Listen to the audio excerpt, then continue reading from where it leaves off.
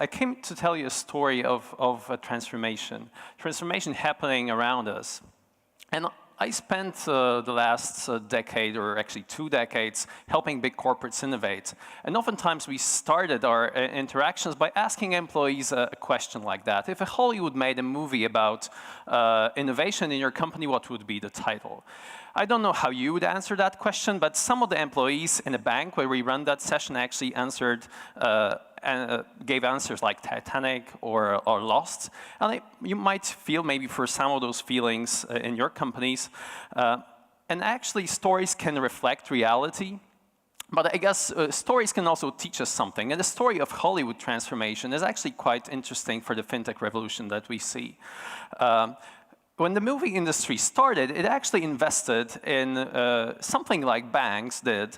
They invested in their own theaters. They actually full-time employed actors for many years. They even built houses for them. And the industry was pushing tens or hundreds of movies to those theaters that they owned. Then transformation happened, and actually the industry turned to something that we know right now, which is close to a gig economy that we know. Casting officers hire actors and the whole crew for each project separately. And there are no more long-term employments for actors. So how does that relate to the financial industry that we're seeing? I guess obviously tech transformation and the regulation are impacting the industry. We hear about robots replacing even very highly paid jobs. And startup leaders like the one that's actually running a project for Goldman Sachs is telling that banks will be significantly smaller in the future than they are right now. And the new digital players that aren't banks are actually taking some chunk of the work, not only in the movie industry, like Netflix being a new player in this space with a new channel and new products that they create for this channel, but also in the payments and finance space. In China, we see Alipay and WeChat taking lots of payment business, and those players are actually well-funded. A startup isn't anymore a starved, tiny thing that we think of 2 guys with a dog. Those companies actually have huge access to capital, and best digital ventures are raising from partners like SoftBank, which just raised a $93 billion corporate venture fund. So what can leaders do if they face this reality?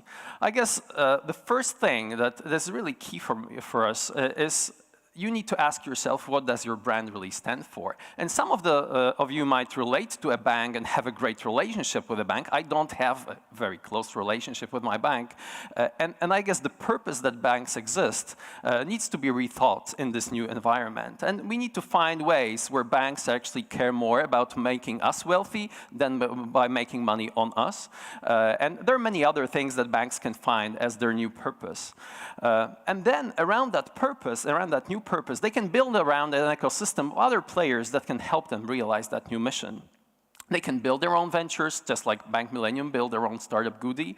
They can buy from startups different technologies that help them do new stuff in new ways. Obviously, they can bundle services, just like ING Bank in Holland, adding invoice sharing services from a startup Zervent through a partnership deal. Or they can acquire and invest, just like PKO buying Zencard, to add those new services to their portfolio. So to do that, obviously, there are many things to be done. To build new ventures well, you need to have tech-savvy startup and really turn into a tech company, which isn't easy if most of the people that you employ are actually more in sales or customer service than in coding. Secondly, you need to transform your organizations into something more or less like Chibo that constantly sources innovations and brings them to market, learning from companies like Unilever Foundry that did more than 100 pilots with startups in 18 months, 50% of them turning into new long-term next-generation suppliers for Unilever. Then, obviously, in terms of bundling new services, you need to find ways to create an API, both on the IT side, but also strategically to connect it with your organization and with your clients. And finally, you need to set up structures for corporate venturing and investing in startups and acquiring them. If you're interested, actually, we are happy that this is happening in Poland as well, and Warsaw is turning into a corporate venturing hub very soon.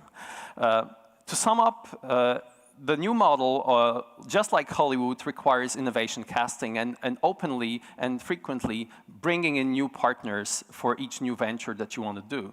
Secondly, you need to prepare your organizations for being that innovation sandbox, and it's great, and that's our mission also, to turn Central Europe into a digital sandbox for big international corporations.